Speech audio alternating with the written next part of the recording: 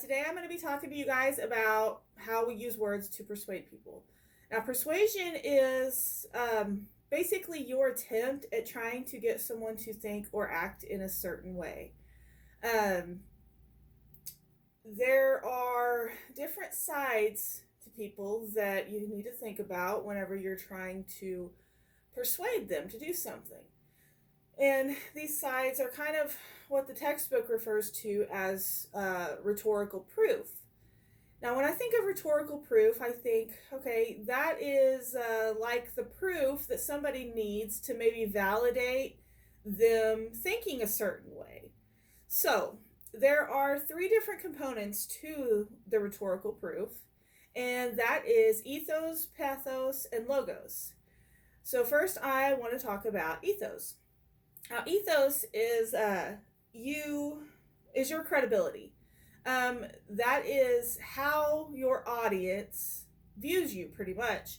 If they view you as credible, if they think that you seem to be respectful or trustworthy and maybe have high moral character, that would be how you would appeal to their ethos.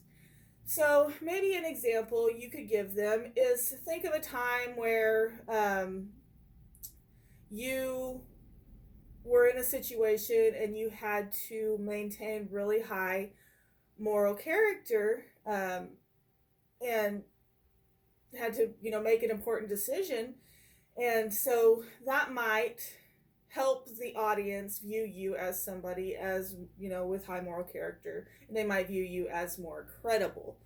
So okay, now let's talk about pathos. Now, pathos is how you would appeal to somebody's emotions. Now, that is most likely one of the strongest ways to persuade someone.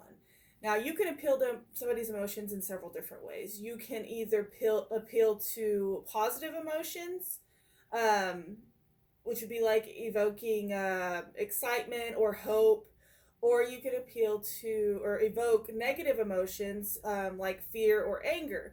Now, the latter is something that a lot of arguments are made on, like especially politically.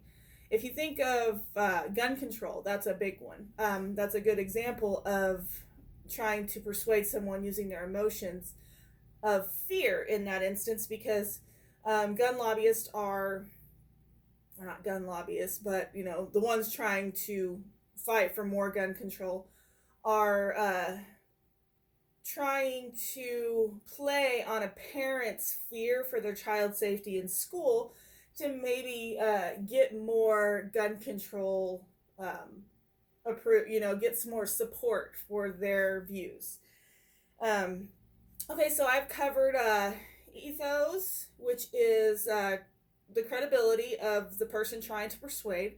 And then now I've covered pathos, which is you appealing to the emotions of your audience. Now I'm going to cover the last component of rhetorical proof, which is logos. Now, logos is basically someone's appeal to reason.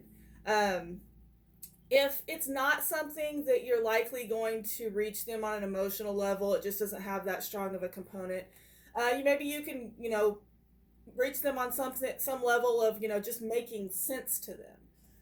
Now, a good example of this would be like an insurance agent that is, trying to get you to switch coverage. So he's going over all of the money that you're going to be saving in the amount of time. And that's how he is appealing to your logos, because it would make sense for you to logically switch your insurance because you would be saving money. Now, that also might appeal to your pathos too, because the emotion of being excited for saving money is obviously there too, but not as much as the logical component of it making sense to just save money. Okay, so I have went over all three of the components for rhetorical proof.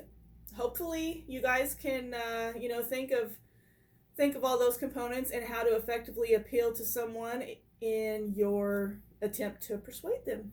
Thank you.